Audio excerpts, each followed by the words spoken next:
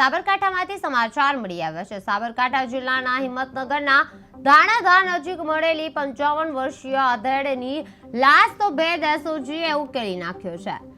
FSL અને postmortem report બાદ પોલીસે હત્યાનો ગુનો નોંધી અને તપાસ તેજ બનાવી હતી। ઘર કંકાસ અને અભ્યાસ મુદ્દે થયેલી કનકગતને લઈને પુત્ર ઉશ્કેરાય અને બોથડ પદાર્થ વડે પિતાની હત્યા કરી હોવાનું બહાર આવ્યું છે। આ ગુનામાં પુત્ર અને તેના ભત્રીજાની ધરપકડ કરવામાં આવી છે અને 4 દિવસ અગાઉ મળી આવેલી લાશ મામલે શરૂઆતથી જ પોલીસે હત્યાની આશંકા વ્યક્ત કરી અને તપાસ હાથ ધરી છે। ધાણાધા લાશ કાંડનો ભેદ ઉકેલાયો છે, જેમાં પુત્રએ પિતાની હત્યા કરી છે। ઘર કંકાસથી ઉશ્કેરાયો હતો। આરોપી છે એસઓજીએ બેની અને ધરપકડ કરી છે અને પોસ્ટમોર્ટમ બાદ હત્યાનો ગુનો છે ઉકેલાયો છે અને હજુ વધુ તપાસ ચાલુ છે। ધાણાધા લાશ કાંડનો ભેદ છે ઉકેલાયો છે। પુત્રએ પિતાની હત્યા કરી છે। ઘર કંકાસથી ઉશ્કેરાયો હતો।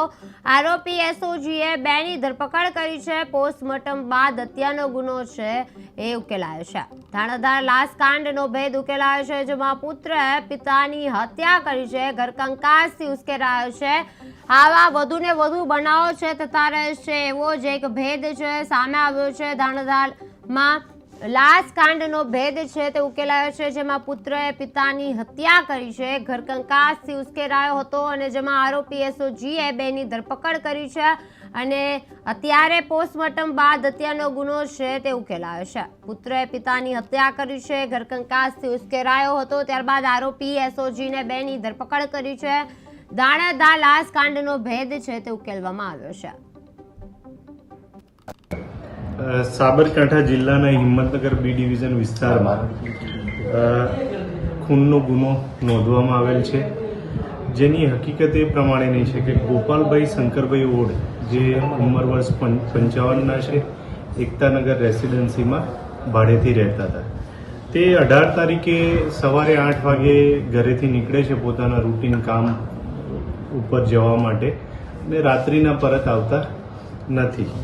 એટલે ઘરવાળા રાતનો સમય થયો હોય છે તો શોધખોળ નહીં કરતા, પણ પોલીસને જાણવા મળે છે કે અહીંયા એક ડેડ બોડી પડેલી છે, એટલે પોલીસ સ્થળ ઉપર જાય છે અને સ્થળ ઉપર જઈને કાયદાકીય કાર્યવાહી કરે છે।